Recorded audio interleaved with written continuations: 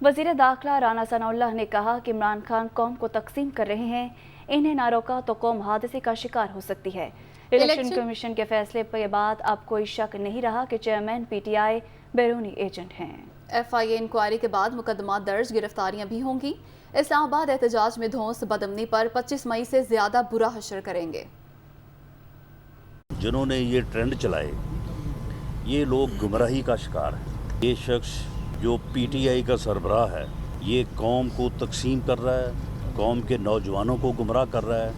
अगर कौम ने इसका इदराक न किया कि इस मुल्क और कौम को किसी हादसे से दो चार कर देगा, वो ट्रेंड चलाया गया या जिसकी मैं समझता हूँ कि अब तो उसका कला कुमा हो चुका है। अफ़गानिस्तान ने आज तक ये इल्ज़ाम नहीं लगाया पाकिस्तान के ऊपर कि जी वहाँ से जो है वो ड्रोन चला है या चला है। ये बदबख्त जो है ये इल्ज़ाम भी जो है वो पाकिस्तान के ऊपर लगा रहा है। इलेक्शन कमीशन ऑफ पाकिस्तान के फैसले के बाद कोई शक नहीं रहा कि इमरान खान जो है ये फॉरेन एजेंट है। इस बात का अल्टीमेटम दे रहे हो कि इलेक्शन कराओ, तो पहले चीफ इलेक्शन कमिश्नर को तो जो है वो हटा लो, तो उसके बाद फिर आए बात करें। फिर उसके बाद असम्बलियाँ दोनों तोड़ें, पंजाब असम्बली तोड़ें, KPK असम्बली तोड़ें, जो इस्तीफ़े दिए हैं वो एक्सेप्ट कराएँ, उसके बाद फिर अल्टीमेटम दें। वरना इस तरह का अल्टीमेटम जो है ये आपकी 2 नंबरी है।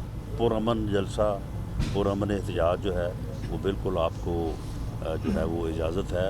अगर आपने कोई धौंस, कोई धांधली, कोई धमकी, कोई ब्लैक मेलिंग का रास्ता अपनाया तो 25 मई से ज़्यादा जो है ना बुरा हशर जो है वो आपका होगा, और उस मकसद के लिए हमारी पूरी तैयारी है। TLP के मुतल्लिक़ मुझे मालूम ये पड़ा है कि वो फैज़ाबाद चौक में जलसा जो है वो करना चाहते हैं। हमारी उनसे ये गुजारिश है कि वो जलसा जो है वो करें, वहाँ पे लियाकत बाग में कर लें, या इस्लामाबाद में 2 जगह हैं, एक H9 वो जगह जो है ग्राउंड जो है, और दूसरा परेड ग्राउंड। TLP भी जलसा करे, PTI भी करे, और भी कोई करना चाहता है।